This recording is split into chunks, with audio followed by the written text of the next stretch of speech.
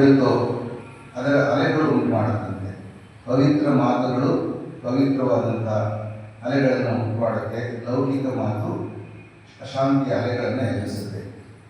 ನಮ್ಮ ಪ್ರತಿಯೊಂದು ಚಿಂತನೆ, ನಮ್ಮ ಇತ್ತೀಚೆಗೆ ನ್ಯೂರೋಲಾಜಿಸ್ಟ್ ಅಥವಾ ಈ ಸೈಂಟಿಸ್ಟ್ಗಳು ಹೇಳ್ತಾರೆ, ನಾವು ಪ್ರತಿಯೊಂದು ಯೋಚನೆ ಕೂಡ ನಮ್ಮಲ್ಲಿ ಕೆಮಿಕಲ್ ಕ್ರಿಯೇಟ್ ನಮ್ಮ ಮನಸ್ಸಿನ ದೇಹದಲ್ಲಿ ಉತ್ಪತ್ತಿ ಮಾಡುತ್ತಂತೆ.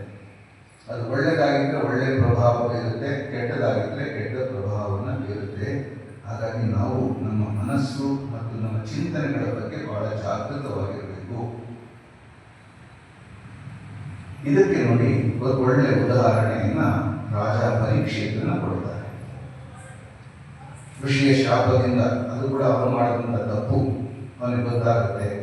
ಋಷಿ ಶಾಪದಿಂದ 7 ದಿನಗಳಲ್ಲಿ ನೀನು ಸಾಹಿತ್ಯ ಅಂತ ಆತನಿಗೆ ಅಭಿಶಾಪ ಉಂಟಾಗುತ್ತೆ.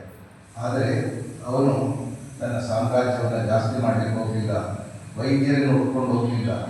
ಅವನಿಗೆ ಈ ಶ್ರವಣದ ಮಾಧ್ಯಮದಿಂದ, ಶ್ರವಣ ಭಕ್ತಿಯ ಮೂಲಕ ರಾಜ ಪರೀಕ್ಷಿತ ನಮಗೆ ದೊಡ್ಡ ಆದರ್ಶವಾಗಿದ್ದಾನೆ. ಶ್ರವಣದ ಅಷ್ಟು ಬೆಲೆ ಇದೆ.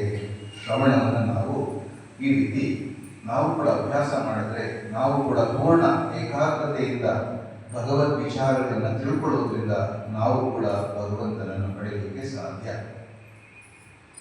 ಶ್ರೀರಾಮಕೃಷ್ಣರು ಒಂದು ಉದಾಹರಣೆ ಕೊಡ್ತಾರೆ. ಒಣ ಗಡ್ಡಿಗಳನ್ನು ಹಚ್ಚಿದಾಗ ಕೊನೆಗೆ ಬೆಂಕಿ ಹಚ್ಚುತ್ತೆ.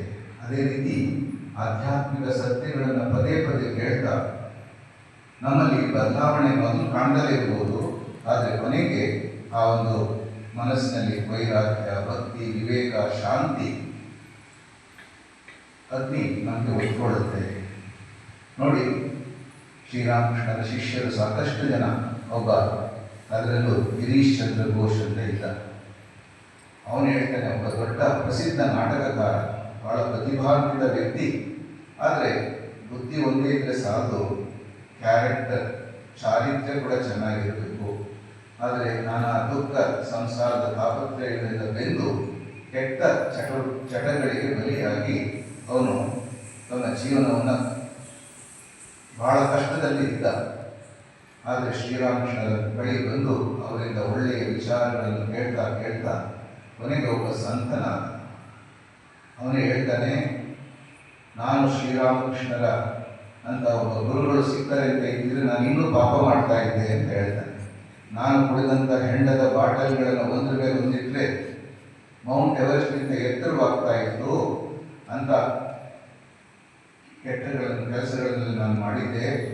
ಮಾಡಬಾರ್ದಲ್ಲ, ಪಾಪ ಏನಿಲ್ಲ ಅಂತ ಪಡಿತ ಅವನನ್ನೇ ಶ್ರೀರಾಮಕೃಷ್ಣರು ಉದ್ಧಾರ ಮಾಡಿದ್ರು. ಏಕೆಂದರೆ